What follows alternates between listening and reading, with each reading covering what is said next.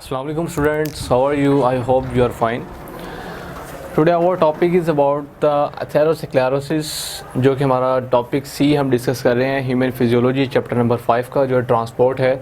सो उसका आगे से सब पोर्शन है जिसमें एक थोड़ा सा मेन टॉपिक है जिसे हम एथेरोस्क्लेरोसिस बोलते हैं।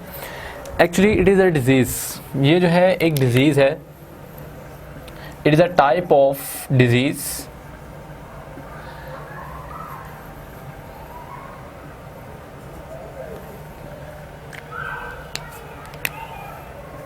related to blood vessels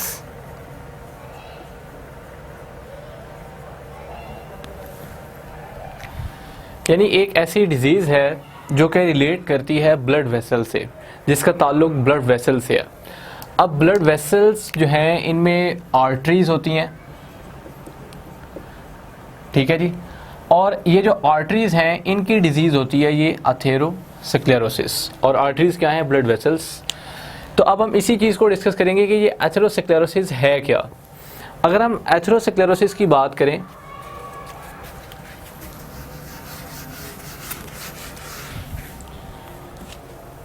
like it is a coexisting atheroma. Coexisting atheroma. अब ये एथेरोमा क्या है? एथेरोमा जो है ये कोई भी प्लॉक मटेरियल होता है, प्लॉक मटेरियल होता है जो कि आर्टरी के अंदर इनसाइड द आर्टरी डिपॉजिट हो जाता है। और ये जो मटेरियल होता है ये कौन सा हो सकता है?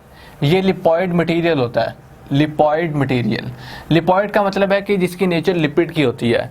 लाइक मोस्टली इसमें जो होता है वो कोलेस्ट्रॉल होता है, कोलेस्ट्रॉल, ठीक है जी। यानी कोलेस्ट्रॉल की जो डिपोजिशन होती है आर्टरी के अंदर, तो उससे एक मैस बन जाता है जिसे हम एथेरोमा बोलते हैं। तो अगर तो इस तरह की कंडीशन आ जाती है तो हम इस कंडीशन को फिर बोलते हैं एथेरोस्क्लेरोसिस। यानी कि एथेरोस्क्लेरोसिस में होता क्या है कि कोएग्जिस्टिंग एथेरोमा है। एथेरोमा क्या है कि कोई भी प्लॉक मटेरियल है जो डिपॉजिट हो जाता है आर्टरी के अंदर। अब वो जो मटेरियल है वो लिपॉइड मटेरियल होता है जिसमें मेनली कोलेस्ट्रॉल का होता है। अच्छा जी, ये तुम्हारा क्लियर हो गया कि ये एथेरोमा क्या है।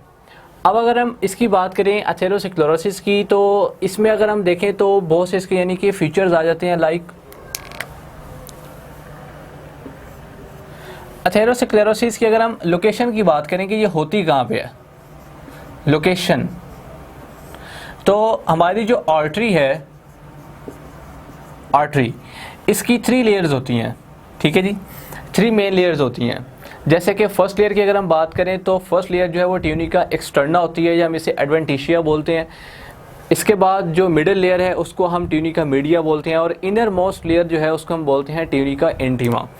तो ट्यूनिका इंटीमा जो है, इंटीमा यानी कि inner most layer, inner most layer, तो इसके अंदर जो है वो ये लोकेशन है इसकी एथेरोस्क्लेरोसिस की, कि ये जो ट्यूनिका इंटीमा है ये बहुत ज़्यादा यानी कि आगे फर्दर थिक हो जाती है।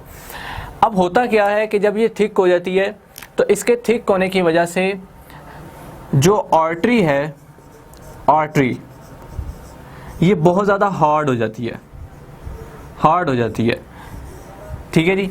अब जब ये आर्टरी हार्ड हो जाती है तो इसके हार्ड होने की वजह से जो ब्लड फ्लो है वो बहुत ज़्यादा डिफ़िकल्ट हो जाता है। ब्लड को फ्लो करने में बहुत ज़्यादा डिफ़िकल्टी पेश आ जाती है। तो इस कंडीशन में ये होता है कि जब ये एथेरोस्क्लेरोसिस की कंडीशन आती है तो इस कंडीशन में जो आर्टरीज हैं वो हार्ड हो जाती हैं, जिसकी वजह से ब्लड फ्लो बहुत डिफ़िकल्ट हो जाता है। तो हमारे बहुत से ऐसे बॉडी के ऑर्गन्स हैं, अगर उन तक जो है वो ब्लड नहीं पहुंच रहा तो ज़ाहिर सी बात है कि वो भी डैमेज होंगे आगे। फॉर एग्ज़ाम्पल अगर हम एथेरोस्क्लेरोसिस की बात करें तो एथेरोस्क्लेरोसिस जो है ये इससे बहुत ज़्यादा हार्ट डिजीज़ के यानी कि हार्ट अटैक के चांसेस जो हैं वो बढ़ जाते हैं, ठीक है जी। इसके अलावा ब्रेन की जो डिजीज़ हैं वो भी इसकी वजह से होती हैं। वो किस वजह से होती हैं? होता ये है कि जैसे ही जो आर्टरीज़ हैं हमारी, उनके अंदर ये प्लॉक मटेरियल डिपॉजिट होना शुरू हो जाता है, तो अगर तो थ्रोम्बस फॉर्मेशन हो जाए, अब थ्रोम्बस फॉर्मेशन किसी भी इनएक्टिविटी की वजह से होगी, अगर तो ब्लड फ्लो रिड्यूस हो गया है उस वजह से भी ये थ्रोम्बस फॉर्मेशन हो जाती है। तो अगर तो थ्रोम्बस फॉर्मेशन हो गई है तो फिर ये होगा कि ब्रेन और हार्ट वगैरह जो है वो बहुत ज़्यादा इससे अफेक्ट होंगे। और एथेरोस्क्लेरोसिस जो है इससे हार्ट अटैक के चांसेस बहुत बढ़ जाते हैं और ब्रेन के चांसेस जो हैं वो भी, ब्रेन की जो डिजीज़ हैं उनके चांसेस भी बहुत ज़्यादा बढ़ जाते हैं सिर्फ इस कंडीशन में, एथेरोस्क्लेरोसिस में। तो इसमें अब इम्पोर्टेंट जो टर्म्स याद रखने वाली हैं वो ये हैं कि एक तो ये एथरोमा, ये क्या है, ठीक है जी, और मोस्टली डिपोजिशन किसकी वजह से होती है, ये कोलेस्ट्रोल की डिपोजिशन होती है।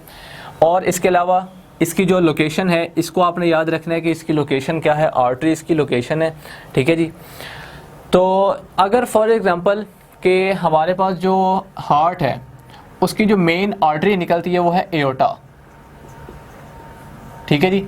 अगर तो इस एओर्टा में ये कंडीशन सारी आ जाए तो फिर ये होता है कि पूरी बॉडी जो है वो अफेक्ट हो जाती है, क्योंकि जाहिर सी बात है एओर्टा जो है वो मेन आर्टरी है। तो इसमें अगर कोई भी प्लॉक मटेरियल डिपॉजिट हो जाता है तो वो सीधा जो है वो हार्ट अटैक की कंडीशन आएगी। क्यों? क्योंकि जो मेन एओर्टा है उसी में ब्लड सप्लाई में एरर आ रहा है, तो फिर उसकी वजह से क्या होता है कि जितने भी आगे सर्कुलेशन है वो अफेक्ट हो जाती है, तो प्रॉपर जो बॉडी के टिश्यूज़ हैं, ऑर्गन्स हैं, उन तक ब्लड नहीं पहुंचता और बहुत से डिजीज़ के चांसेस जो हैं वो बढ़ जाते हैं। तो एथेरोस्क्लेरोसिस में यही इसकी मेन पॉइंट्स हैं, ठीक है जी। इन्हीं को हम जो है वो फॉलो करेंगे, जिसमें मेन आपको मैंने बता दिए, जैसे कि ये मटेरियल को आपने याद रखना है, ठीक है। हार्ड मटेरियल होता है येलोइश कलर का, और ये कौन सा होता है वो भी आपको बता दिया, ठीक है जी। और कौन सी जो लोकेशन है इसकी वो भी मैंने आपको बता दी। और इसमें जो मेन चीज़ आपको बताई वो थ्रोम्बस फॉर्मेशन है। थ्रोम्बस फॉर्मेशन जो है वो कोई भी ब्लड क्लॉट जो है वो डिपॉजिट हो जाता है आर्टरी के अंदर, जिसकी वजह से जो ब्लड सप्लाई है वो रुक जाती है, तो फर्दर आगे जो डिजीज़ हैं उनके चांसेस बढ़ जाते हैं। तो ये हमने यहाँ पे एक छोटा सा अपना टॉपिक था एथेरोस्क्लेरोसिस का, उसको जो है वो यहाँ पे डिस्कस कर लिया। इसी के साथ एक रिलेटेड टर्म जो है वो ये भी है आर्टीरियोस्क्लेरोसिस। आर्टीरियोस्क्लेरोसिस वो भी सेम यही चीज़ है, और इसका मतलब ही ये है hardening of arteries, hardening of arteries, कि आर्टरीज़ की हार्डनिंग हो जाती है।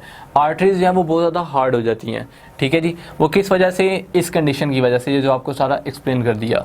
तो इन पॉइंट्स को जो है वो आपने याद रखना है MD CAT point of view से। Okay, thanks.